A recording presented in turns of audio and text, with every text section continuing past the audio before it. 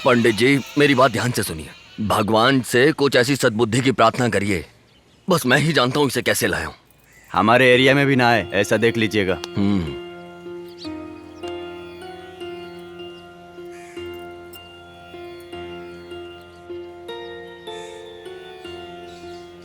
मुझे लगा कि तुम नहीं आओ। मंदिर में आने से कैसे मना कर सकती थी? कम से कम ये मंदिर तक तो आया। अब इसमें थोड़ी बहुत सद्बुद्धि तो आएगी। चलो भगवान के सामने माथा टेको। बिल्कुल आएगी।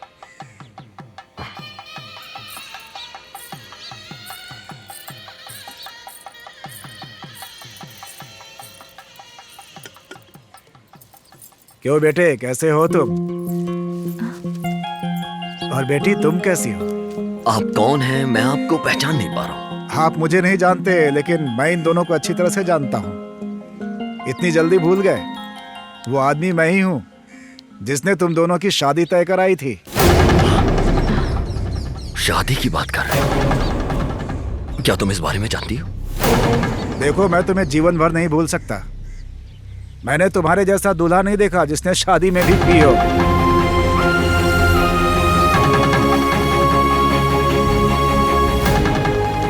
अपनी वाइफ का ख्याल रखना। चलता हूँ भाई।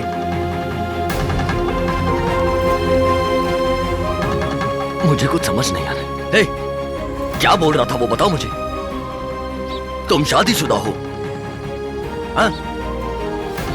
मुझे नहीं पता चाचा। उन्होंने साफ साफ बताया कि तुम शादी के दौरान नशे में थे। बेटी, तुम्हें तो सब कुछ पता है ना। क्या तुम दोनों की शादी हुई है?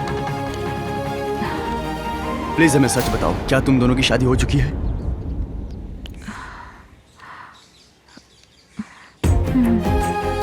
हाँ। जिस इरादे से मैंने शादी की थी वो वेस्ट हो गया। पैसे लेकर मेरे घर पहुंचने से पहले ही मेरी माँ की मौत हो चुकी थी। मौत के बाद मेरा मन हुआ कि वो घर छोड़ दूं, तुम्हारे एरिया में शिफ्ट हो जाऊं। मैं तुम्हारे भाई को वहां देखकर शॉक हो गई, लेकिन तुम्हारे भाई ने मुझे नहीं पहचाना और मैंने भी इसे नहीं बताया कि मैं कौन हूं। और आज पता चल गया। अच्छा, ये बात है। तुम सचमुच उसे नहीं जानते थे क्या? तुमने ये सब हमसे क्यों छुपाया? तुम्हें हमारे एरिया में आने के बाद मेरे भैया को देख के फीलिंग नहीं आई क्या?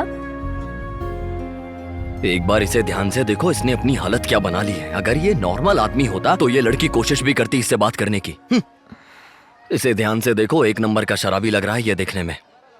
अब इसके साथ पति जैसा फील कैसा आएगा?